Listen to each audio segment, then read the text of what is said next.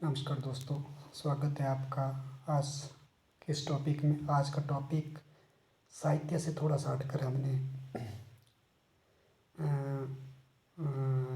Internet की दुनिया की तरफ रुख किया है और वहीं से रूबरू होते हैं आज।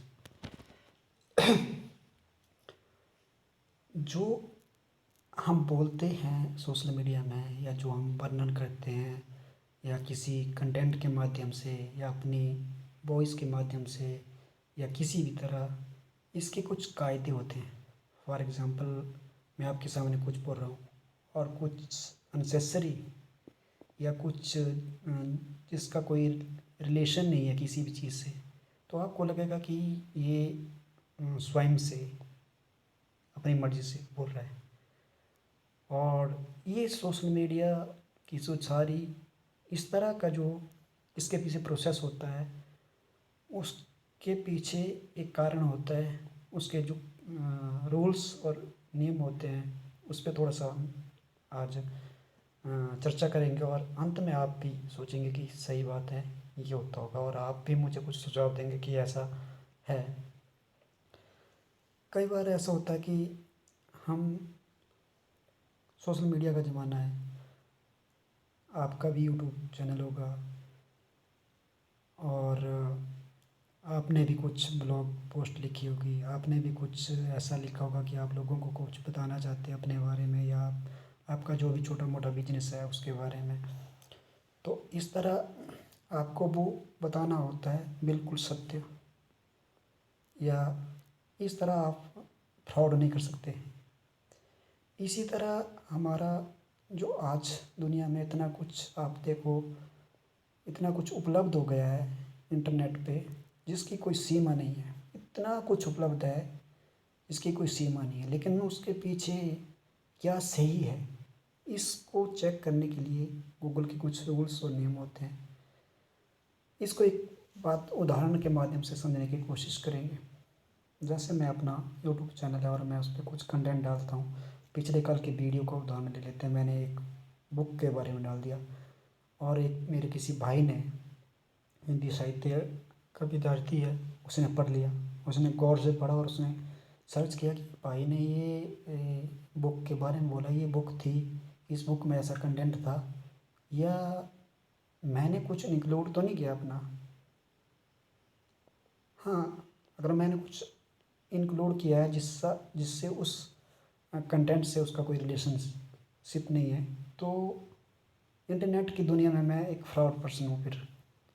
इसी तरह जो भी आप कंटेंट बनाते हैं, जो भी कुछ लिखते हैं, वो गूगल की पॉलिसी के अनुसार अप्रूवल होता है और गूगल उसको मान्यता देता है। मान लो मैंने साहित्य के क्षेत्र में 1000 कवियों की एक बुक बना दी। अब उसके ऊपर लगभग 1 लाख या 2 लाख लोगों ने काम कर चुके हैं। गूगल क्यों चाहेगा? गूगल के साथ मेरा तो कोई रिलेशनशिप नहीं है। गूगल क्यों चाहेगा कि मेरे उस कंटेंट को वो करे? तो ये जो सर्च इंजन है गूगल, ये किस तरह काम करता है? जैसे सबसे मेरा बेस्ट कवि है, मैंने उस 10,000 के कवियों में लिख दिया कि Kabir Das is a grateful, या कुछ भी मान सकते हैं आपके कबीर दास जी के साहित्य के ऊपर मैंने लिख दिया, और मैं उसको सर्च इंजन में दिखाना चाहता हूँ। अब मैंने इसके पीछे जो काम करते हैं, जो ऊर्जावान लोग काम करते हैं, जिन्हें आईटी क्षेत्र के परिपक्व लोग जो काम करते हैं, उन्हें इन चीज़ों के बारे में पता होता है। लेकिन थोड़ा सा आज मैंने हल्का सा प्रयास मैंने भी किया, और मैं भी समझने की कोशिश करूँगा कि ऐसा क्यों होता है। तो वो जो कबीर की साहित्यिक रचनाएं थी वो ऊपर नहीं आई। फिर मुझे लगा कि ऐसा क्या हुआ। तो वहाँ पे आज्ञा देना या आज्ञा ना देना, ऐसा भी गूगल की कोडिंग भाषा में लिखा होता है। और इसको चेक करने का तरीका होता है, अलाउ डिसअलाउ को चेक करने का तरीका होता है कि हमारी एक फ़ाइल होती है robot.txt फाइल। उस पे हम चेक करते हैं कि ऐसा अलाउ किया गया है उस कंटेंट को कि नहीं किया गया है। तो हम जाते हैं, एक हमारे पास टूल होता है जिसका नाम होता है technicalseo.com। वहाँ पे जाके हम उस यूआरएल को उस उस पे जाके आपको ये फ़ायदा है कि इतनी तीव्रता का ज़माना है आज, और आप फास्ट जा सकते हैं विदाउट लॉगिन उस पे जा सकते हैं, और उस पे आपको यूआरएल उस जो पेज का जो यूआरएल है वो डालना है, और उसके बाद गूगल स्मार्टफोन पे उसको क्लिक करवाना है, तो वो आपको शो करेगा कि आप उसमें इन्वॉल्व है या नहीं। अगर आप डिसअलाउ है तो फिर आपने चाहे कुछ भी लिखा हो, गूगल उसको वो नहीं करेगा। गूगल की तरफ से मतलब आपने उन आज्ञा नहीं दी है तो वो उसको डिसअलाउ ही मानेगा। सेकंड होता है आपका नो इंडेक्स, मतलब क्रम सूची में नहीं आना। इसको हिंदी में बोलेंगे क्रमबद्धता में ही नहीं आना, नो इंडेक्स। आपने कबीर जी के ऊपर बहुत बड़ी कंटेंट के माध्यम से साफ साफ सुंदर शब्दों में लिख दिया है, परंतु वो नो इंडेक्स है। इसको कोडिंग भाषा में चेक कर सकते हैं आप, और कोडिंग भाषा में चेक करके आप उसका पता लगा सकते हैं। नहीं तो आपके पास नो इंडेक्स टूल होता है, उसके ज़रिए भी आप पता लगा सकते हैं। अगर नो इंडेक्स है तो फिर आप लाख कोशिश करो, गूगल के लिए वो मायने नहीं रखता, उसको आपको इंडेक्स के फॉर्म में रखना पड़ेगा। तीसरा होता है आपका एक जो दर्शिका होती है। जैसे आप की एक पुस्तक है जिसके 20 पेज हैं, जिसको अनुक्रमिका भी कहा जाता है, विषय सूची भी कहा जाता है। ठीक इसी तरह इस आईटी सेक्टर में जो होता है एक साइट मैप होता है। मैप का अर्थ होता है पूरा तरह से किसी चीज़ को दर्शा देना, और ये साइट मैप भी हमारे लिए वो काम करता है। इसलिए हमें अपने उस पेज को साइट मैप में जाके हम देख सकते हैं, जिससे हम पता लगा सकते हैं कि ये इंडेक्स है या नहीं।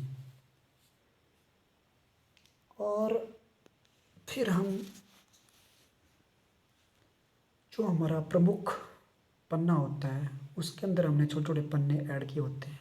अगर आपका जो पन्ना बीच में है वो इंडेक्स नहीं है, गूगल उसको शो नहीं करता, तो आप उसके लिए एक प्रयत्न कर सकते हैं कि जो आपका प्रमुख पेज है उस पेज में उसको वहाँ से उसको आप सूचित करते हुए अगले पन्ने पर उसे जोड़ें। लेकिन जो आपका जो टेक्स्ट है, जो एंकर टेक्स्ट जो बनता है, जो क्लिकेबल जो बनता है, वो आपका और जो अगला पेज है आपका उसमें सामंजस्यता बिल्कुल स्पष्ट शब्दों में आनी चाहिए, रिलेवेंसी बिल्कुल एक्यूरेट होनी चाहिए, तब जाके वो चीज़ आपको गूगल उसको अपने एंड से समझने की कोशिश करेगा, और हो सकता है कि वो इंडेक्स की उस क्रम सूची में भी उस पेज को डाल दे, इसको आप जो आपका पसंदीदा पेज है। इसी की तरह अन्य चीज़ों में आप कैनोनिकल टैग की जो चेकिंग है वो भी कर सकते हैं। और एक बहुत बड़ा जो गूगल का वो है 404। 404 का अर्थ है कि इसकी उपयोगिता आप गूगल के लिए कोई मायने नहीं रखती। सिंपल शब्दों में कि इस जो आपका ये पेज है इसकी उपयोगिता गूगल के लिए कोई मान्यता नहीं रखती। जैसे फॉर एग्ज़ाम्पल कभी अब हिंदी के पाठ्य पुस्तक में पढ़ते थे और कुछ ऐसी विधा रचना होती थी, इसको टीचर नहीं पढ़ाते थे। उसको नहीं पढ़ाते थे कि टीचर को लगता था कि इसकी उपयोगिता बच्चों के लिए नहीं है और कुछ खास है भी नहीं इस लेसन को पढ़ा के, उसको छोड़ देते थे। ठीक इसी तरह गूगल क्या करता है, गूगल भी उस चीज़ को इस तरह से लेता है कि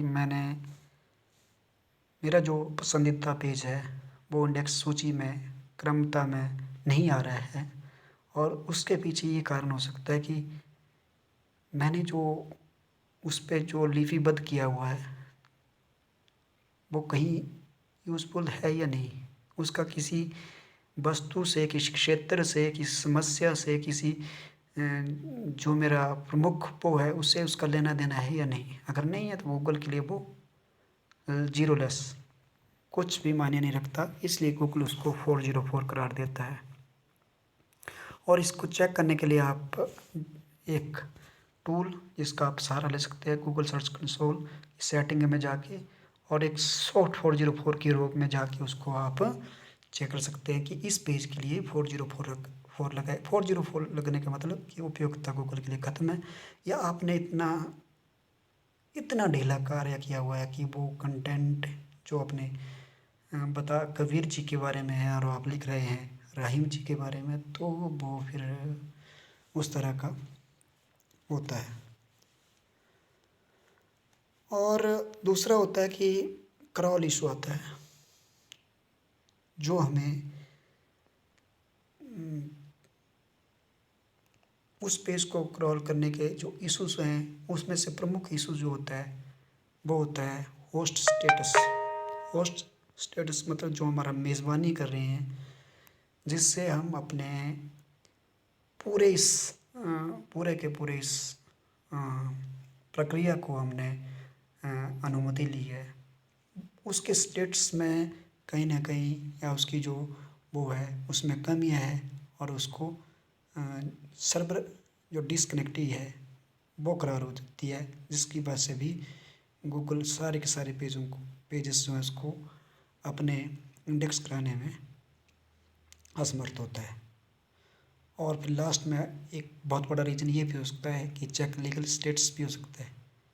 फॉर एग्ज़ाम्पल, मैंने साहित्य के क्षेत्र के लिए लिखा और मैं डाल रहा हूँ डॉक्टर और इंजीनियर के, और इसमें से गूगल चेक करेगा और गूगल को ये लगेगा कि इलीगल है, तो उसे भी डिसक्वालीफाई करार कर दिया जाएगा। इस तरह से कुछ पॉलिसीज़ होती है। तो आपसे उम्मीद करूँगा, क्योंकि आप भी कुछ अपने सुझाव देंगे इन मामलों में, और कल एक अन्य टॉपिक के साथ फिर आपसे रूबरू होंगे। तब तक के लिए शुभ रात्रि। जय श्री राम, जय श्री कृष्ण।